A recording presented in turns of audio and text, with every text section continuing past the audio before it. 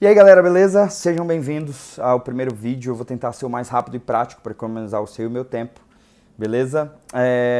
Pensando no começo dessa jornada, eu pensei da gente começar realmente entendendo o cenário atual nosso como igreja. Quando eu falo igreja, toda vez que eu falar igreja, somos nós, seguidores de Cristo, beleza? Não a instituição em si. E aí, para olhar para o cenário, eu queria propor para gente, hoje eu vou falar, esse primeiro vídeo, sobre o contexto atual do mundo, e depois, nos próximos 5 dias, cada dia eu vou tratar uma má prática nossa como igreja, que faz com que a gente não multiplique discípulos de Jesus. Então é por aí que a gente vai, beleza? Eu estou baseando esses 6 dias aí, esses 6 vídeos, nesse livro aqui, chamado Reino Desencadeado, Kingdom Unleashed, e é isso. Então ele vai ser a nossa fonte. Eu posso falar depois um pouquinho mais do livro numa outra oportunidade, mas eu quero ser breve aqui com vocês, então vamos começar. Antes de eu começar, eu queria ler um texto, não vou comentar o texto, só vou ler, e aí eu vou começar o conteúdo em si desse vídeo. O texto é Mateus 13, versos 31 e 32. Outra parábola lhes propôs, dizendo: o reino dos céus é semelhante a um grão de mostarda, que um homem tomou e plantou no seu campo, o qual é, na verdade, a menor de todas as sementes, e crescida é maior do que todas as hortaliças, e se faz árvore, de modo que as aves do céu vêm aninhar-se nos seus ramos. Beleza? Gente, o livro começa com a história, falando um pouco de movimentos, tem vários nomes e vários movimentos entre multiplicação de discípulos que surgiram nos últimos 50 anos. Então tem T4T, Church Planting Movement, Disciple Making Movement, Four Fields. Então tem vários movimentos com vários nomes diferentes, mas basicamente, olhando o cristianismo nos últimos anos, que tem sido mais baseado em adição de pessoas a uma igreja, esses movimentos vão na direção de pensar em multiplicação de discípulos, em seguidores de Jesus. E a gente não vai focar muito nos movimentos em si. Toda vez que eu me referir a esses movimentos, eu vou falar os movimentos do reino, alguma coisa assim, que é a nomenclatura que o livro usa. E eu queria começar com uma história que o livro conta. Conta a história do pastor Hassan, e esse é um nome fictício, que trabalhava num outro nome fictício, uma missão chamada Missão para Todos. E aí, em 2001, numa visita dele aos Estados Unidos, ele conheceu os princípios de Disciple Making Movement. Então ele viu alguns princípios de discipulado ali. E em 2005, eu vou ficar olhando o livro de vez em quando para poder não errar, tá? E aí, em 2005 ele fez um treinamento lá na África com 50 líderes de 6 países diferentes. Deixa eu ver isso aqui, se é isso mesmo. Isso, de 6 países diferentes. E ali foi lançado o movimento de DMM. Isso regado de muita oração, muito tempo de oração eles investiram. Então ele fala bastante disso no livro, de como eles se prepararam orando para isso. E aí o resultado disso é que 13 anos depois, em apenas um desses países, ele começa a ser mais específico, o número de igrejas cresceu de 50 para alguns milhares de igrejas. Então, sendo que eles tinham igrejas espalhadas por todo o país, com uma média de 54 membros por igreja. E além disso, além desse objetivo dele de estabelecer uma igreja em cada vilarejo, cada comunidade, cada aldeia por onde eles passavam nesse país, eles começaram a plantar igrejas entre povos não alcançados, ao redor do país. Então, em 8 países, então vários povos não alcançados ali ao redor, em 8 países diferentes da África. Então eles plantaram entre esses povos não alcançados 2.200 igrejas, novas igrejas. E ali em torno de 400 mil pessoas se renderam a Cristo como seu Senhor e Salvador através desse processo. Além disso, começou um processo de transformação da comunidade. Então, em uma dessas comunidades, onde alguns missionários tinham sido martirizados há um tempo atrás, eles viram que tinha necessidade de educação, escolas ali, e aí o que o pastor Hassan fez, ele foi nessa comunidade e ele ofereceu um professor bem qualificado, desde que a comunidade sustentasse ele ali, o básico para ele viver, né? É claro que esse professor que entrou lá era treinado como plantador de igreja, e aí, depois de 2 anos, ele já tinha plantado 7 igrejas ali. Então, é claro que ele começou devagar, foi começando a contar histórias sobre Deus, e aí levou a falar sobre Jesus como Senhor e Salvador, até que essas igrejas fossem plantadas. É claro que eles sofreram. E depois disso eles tiveram vários outros projetos no país que eles começaram na área médica, esportes, agricultura, então começaram a fazer outras coisas. E é claro que veio oposição, então a Bíblia é clara que a obediência leva à oposição, à perseguição.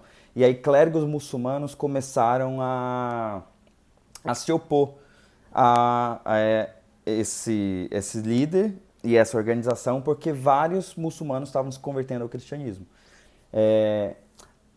Uma coisa que eu esqueci de falar, que ele fala no livro, é que um negócio interessante é que os índices de abuso sexual começaram a cair naquele lugar, começaram vários processos de reconciliação de clãs que viviam em conflitos há muito tempo, e também começou um fenômeno ali de cooperação entre as famílias, que antes eram bem individualistas, mas de ajudar umas às outras, desenvolvendo ali uma economia comunitária, enfim. Então os clérigos denunciaram o pastor Hassan, a organização, querendo tirar eles do país, e aí o chefe islâmico do Estado ali, ele convocou eles para uma audiência, para uma conversa, e aí o pastor Hassan teve a oportunidade de depor e falar abertamente de tudo que eles estavam fazendo naquela região. Então ele começou a falar dos projetos que eles tinham, dos atendimentos que eles faziam, das necessidades que eles tinham enxergado e como eles estavam procurando atender isso. E à medida que ele ia depondo, os próprios clérigos muçulmanos, eles iam testificando o que ele ia falando. Então eles iam, é verdade, ele fez isso, ele fez aquilo. Então eles mesmos iam falando.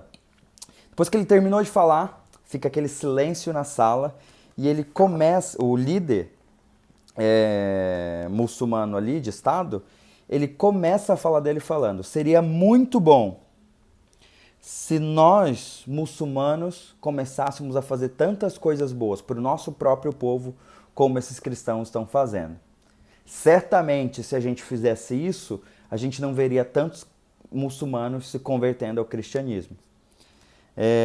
E aí ele fala: a minha recomendação é que nós, muçulmanos, possamos aprender como ser melhores servos com esses cristãos. E aí, aqueles caras que entraram ali querendo expulsar o pastor Hassan do país, saíram daquela reunião com o cartão de negócios dele para marcar conversas futuras ali sobre como eles poderiam trocar experiência. Então, gente, isso para mim ilustra o reino de Deus, o que é esse reino de Deus. E como o discipulado transforma por completo. Depois, amanhã, eu vou falar especificamente sobre a questão do reino de Deus e a nossa visão do reino de Deus, como a nossa visão desse reino afeta a missão,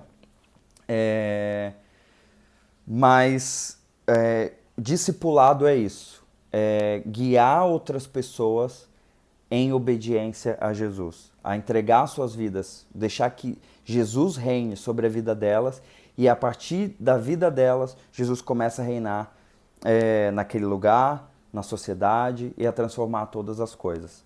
Então, é uma visão integral de transformação a partir do momento que a pessoa se rende a Jesus e começa a segui-lo.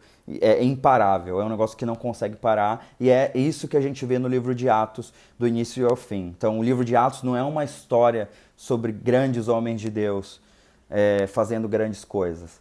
O livro de Atos é a história do Espírito Santo movendo pessoas ordinárias através de coisas extraordinárias e avançando o reino de Deus ali de uma forma que ficou imparável.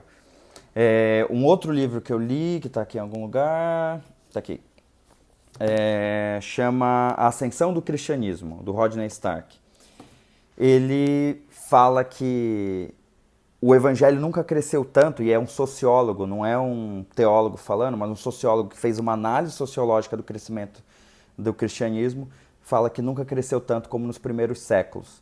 E Constantino oficializar o cristianismo como a religião oficial de Roma não foi o que fez o cristianismo se estabelecer como a maior religião hoje. Na verdade, foi o que começou um processo de deixar isso mais lento. Porque o que aconteceu nos